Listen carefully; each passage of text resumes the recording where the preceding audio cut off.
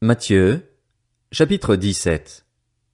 6 jours après, Jésus prit avec lui Pierre, Jacques et son frère Jean, et il les conduisit à l'écart sur une haute montagne. Il fut transfiguré devant eux. Son visage resplendit comme le soleil et ses vêtements devinrent blancs comme la lumière. Et voici que Moïse et Élie leur apparurent. Ils s'entretenaient avec lui.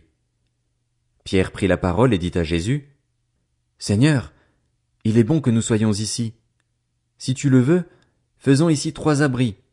Un pour toi, un pour Moïse et un pour Élie. » Comme il parlait encore, une nuée lumineuse les couvrit.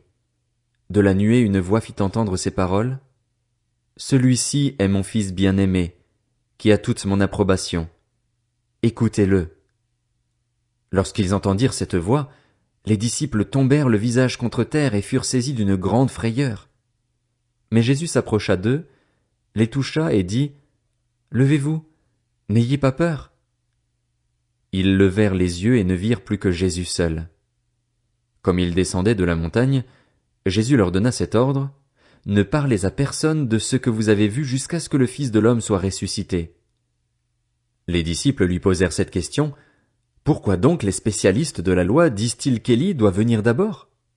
Jésus leur répondit, « Il est vrai qu'Élie doit venir d'abord et rétablir toutes choses, mais je vous le dis, Élie est déjà venu, ils ne l'ont pas reconnu et ils l'ont traité comme ils ont voulu.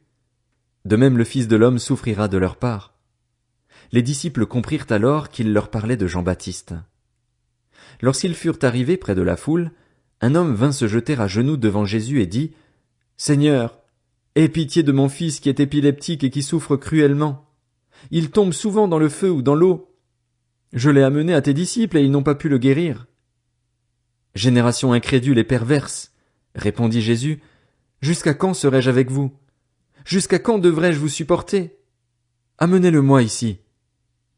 Jésus menaça le démon, qui sortit de l'enfant, et celui-ci fut guéri à partir de ce moment-là.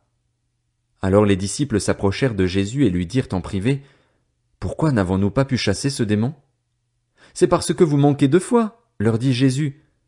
Je vous le dis en vérité, si vous aviez de la foi comme un grain de moutarde, vous diriez à cette montagne, « Déplace-toi d'ici jusque-là », et elle se déplacerait.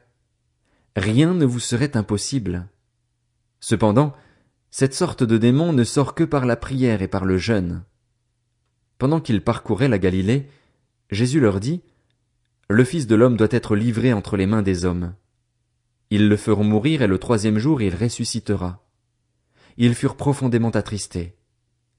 Lorsqu'ils arrivèrent à Capernaüm, ceux qui percevaient l'impôt annuel s'approchèrent de Pierre et lui dirent, « Votre maître ne paye-t-il pas l'impôt annuel? » « Si, dit-il. » Quand il fut entré dans la maison, Jésus prit les devants et dit, « Qu'en penses-tu, Simon? Les rois de la terre, de qui perçoivent-ils des taxes ou des impôts?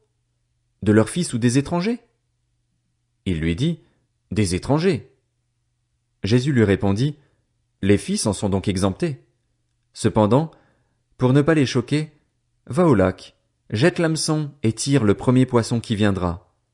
Ouvre-lui la bouche et tu trouveras de l'argent. Prends-le et donne-le leur pour moi et pour toi. »